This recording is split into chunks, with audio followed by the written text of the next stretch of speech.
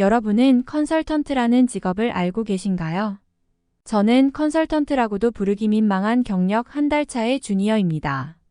많은 분들이 컨설턴트가 되고 싶어 하지만 실제로 컨설턴트가 무슨 일을 하는지 자세하게 알고 있는 분은 드문 것 같습니다. 저도 입사 전에는 단순히 기업의 문제의 해결책을 제시해준다 라고만 알고 있었고요. 그렇기에 아무것도 모르던 제가 실제 컨설팅 펌에 들어가서 알게 된 컨설턴트가 하는 일을 소개해드리려 합니다.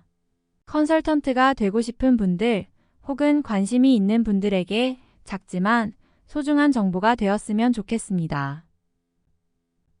여러분은 컨설턴트에 대해 얼마나 알고 있나요? 컨설턴트의 사전적 의미는 고객의 의뢰를 받아 특정 문제 또는 분야에 관한 전문가적 조언을 제공하거나 업무를 수행하는 전문가를 일컫는다고 나와 있습니다. 그러나 이것만 봐서는 컨설턴트가 어떤 분야에서 어떤 업무를 수행하는지 알기 어려운데요. 이를 위해 컨설턴트의 분야라고 할 수 있는 컨설팅의 종류에 대해 설명드리겠습니다. 컨설팅은 크게 전략, 운영, IT로 구분됩니다. 먼저 전략 컨설팅은 기업의 비즈니스 방향이나 계획, 구조조정 등 기업 전체의 방향에서 근본적인 전략을 제시하도록 돕는 컨설팅입니다. 세계적인 컨설팅 펌으로 알려진 맥킨지, 베인, BCG 등이 전략 컨설팅 펌으로 유명한 회사들입니다. 다음은 운영 컨설팅입니다. 운영 컨설팅은 회계, 재무 마케팅 등 특화된 분야의 전문 인력을 바탕으로 가장 효율적인 방식으로 최적화를 하는 단계입니다. CPA 등의 회계 관련 직종을 생각하시는 분들은 모두가 알고 있는 4대 회계법인 PwC, EY, 딜로이트, KPMG가 가장 많은 컨설팅을 수행하는 분야이기도 합니다. 마지막으로 IT 컨설팅입니다. IT 컨설팅의 경우 회사의 IT 인프라를 구축하고 디지털 환경으로의 전환이 이루어지도록 아웃소싱 역할을 수행합니다. 기존과 달리 디지털 환경으로 빠르게 변화하고 있는 현대 사회에서 그 역할이 점차 거대해지고 있기도 한 컨설팅 분야입니다. IT 업계의 근본이라고 할 수 있는 액센처, IBM 등이 이 분야에 속해 있습니다. 그러나 디지털로의 전환이 빠르게 이루어지고 있는 현대 사회에서는 이러한 구분이 점차 불명확해지고 있습니다. 거의 모든 컨설팅 펌들이 상황에 맞추어 각각의 분야를 넘나들고 있기 때문에 빠른 변화에 적응하고 꾸준히 학습하는 것이 컨설턴트의 역량으로 자리 잡고 있습니다. 컨설팅의 분야를 알아봤다면 이제 실제로 컨설턴트가 수행하는 업무를 알아볼 차례입니다. 컨설팅의 기본 골자는 진단, ISP, PI 혹은 ISMP, PMO의 4가지 업무로 이루어져 있습니다. 대부분의 컨설턴트는 위의 4가지 중 하나에 투입되어 업무를 수행하게 됩니다. 진단 단계는 기업의 현 상황을 분석하고 문제를 파악하는 단계입니다. 말 그대로 우리가 병원에 가서 보게 되는 진단과 동일합니다. 이 단계를 통해 기업에게 필요한 것이 무엇인지를 파악하고 이에 맞는 다음 단계를 수행합니다.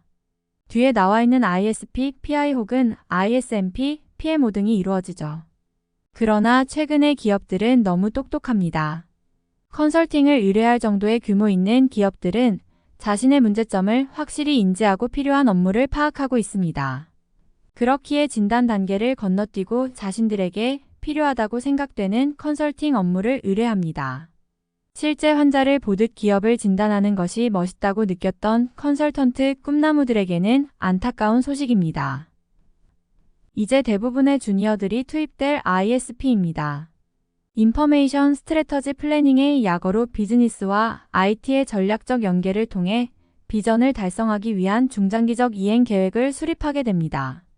기존의 환경을 분석하고 현재 진행되고 있는 프로세스를 파악한 다음 새롭게 구축되어야 할 프로세스 및 체계를 수립하여 이를 위한 이행 계획을 세우게 됩니다. 중장기적 이행 계획이라고 말씀드렸지만 실제 ISP 업무는 보통 몇 달 내에 완료되기 때문에 주니어 컨설턴트가 경력을 쌓기에 최적화된 업무이기도 합니다. 다음은 PI, 프로세스 이너베이션 혹은 ISMP, 인포메이션 시스템 마스터 플랜입니다.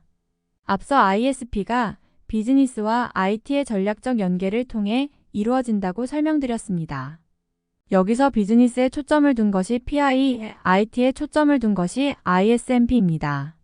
기업의 중장기적 이행 계획에 맞춰 비즈니스 및 IT 환경을 구성하기 위해 as is를 분석하고 to-be 모델을 정의하여 이행 계획을 추진하는 것이 2단계의 업무라고 보시면 되겠습니다. 마지막은 PMO입니다.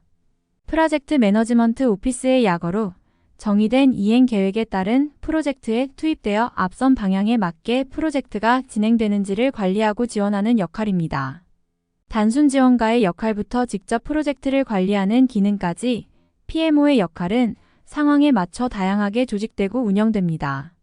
프로젝트 진행을 위한 일정, 의사소통, 자원 관리부터 이슈 관리, 산출물의 품질 관리 등 업무 영역 또한 광범위하며 실제 프로젝트 구축을 위한 수행사까지 들어오기 때문에 짧게는 1년에서 길게는 2, 3년까지 엄청난 시간이 소요되는 업무입니다. 이제 컨설턴트의 업무까지 알아봤으니 이제는 컨설팅의 시작, 제안서에 대해 짤막히 설명드리겠습니다. 이 제안서가 통과되지 않으면 아무리 앞선 업무를 공부했어도 쓸 일이 없게 되기 때문입니다. 먼저 컨설팅을 원하는 기업들로부터 컨설턴트는 RFI라는 사전 정보 요청을 진행하게 됩니다. 이 문서에는 간단한 기업 정보부터 기업이 원하는 컨설팅의 방향, 업무 범위 등 제안서의 토대가 담겨 있습니다. 컨설팅 펌은 이 RFI를 토대로 RFP를 작성하여 제출합니다. 제안 요청서라고 불리는 RFP는 해당 프로젝트에 대한 정보, 추진 일정부터 예산 등을 산정하여 작성됩니다. 물론 기업은 하나의 컨설팅 펌만을 상대하지 않기 때문에 각 컨설팅 펌으로부터 제안받은 RFP 중 하나를 선정하여 실제 프로젝트가 진행되게 됩니다. 아마 많은 주니어분들이 프로젝트가 없을 때에는 이 제안서 작업에 투입되게 될 텐데요.